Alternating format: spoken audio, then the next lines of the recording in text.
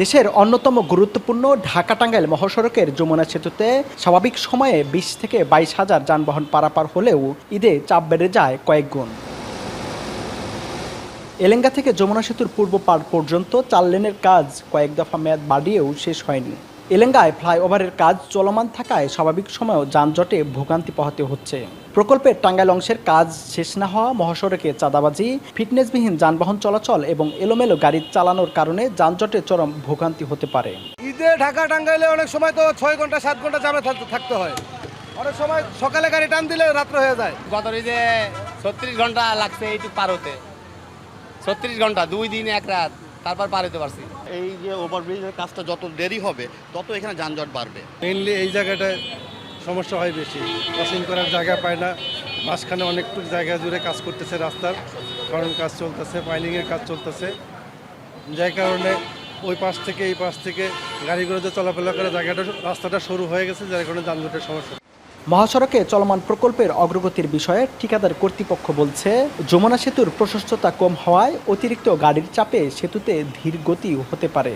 তবে তাদের কাজের কারণে কোনো যানজট হবে না বলে জানান এই কর্মকর্তা। উত্তরবঙ্গগামী উভয় লেনই যেন 4 লেন ফ্যাসিলিটিস পাই। এছাড়াও আপনারা দেখবেন যে এলেঙ্গা বাস স্ট্যান্ডের পাশে আমরা উভয় পাশেই 2টা বাস বে তৈরি করেছি, যাতে ঢাকা থেকে আগত গাড়িগুলো কিংবা উত্তরবঙ্গ থেকে আগত গাড়িগুলো ওই বাস স্ট্যান্ড হিসাবে ওই জায়গাটাকে ইউজ করতে পারি, এবং ওখানে প্রায় আমরা 15-20টা গাড়ি আলাদাভাবে দাঁড়ানোর সক্ষমতা ওখানে আছে, রাস্তাটা ক্লিয়ার রাখার পরেও। গেল ঈদযাত্রায় সড়ক দুর্ঘটনা, ফিটনেসবিহীন যানবাহন বিকল সহ নানাবিধ কারণে বেগ পোহাতে হয়েছে। আসন্ন ঈদে গরুবাহী যানবাহনের চাপ সামাল দেওয়া সহ নানা চ্যালেঞ্জ গ্রহণ করা হয়েছে বলে জানান এই কর্মকর্তা।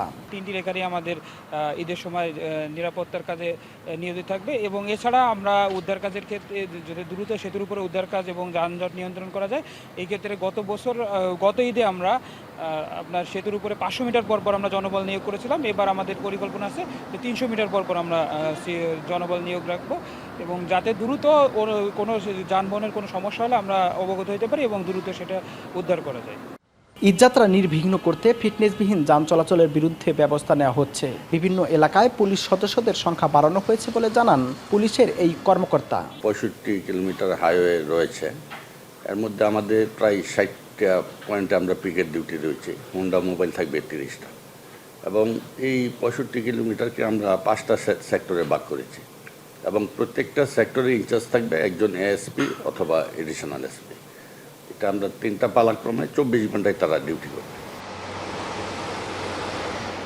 উত্তরাঞ্চল সহ আশেপাশের 23 জেলার কোটি মানুষের ভরসাস্থল এই ঢাকা-টাঙ্গাইল যমুনা সেতু মহাসড়ক।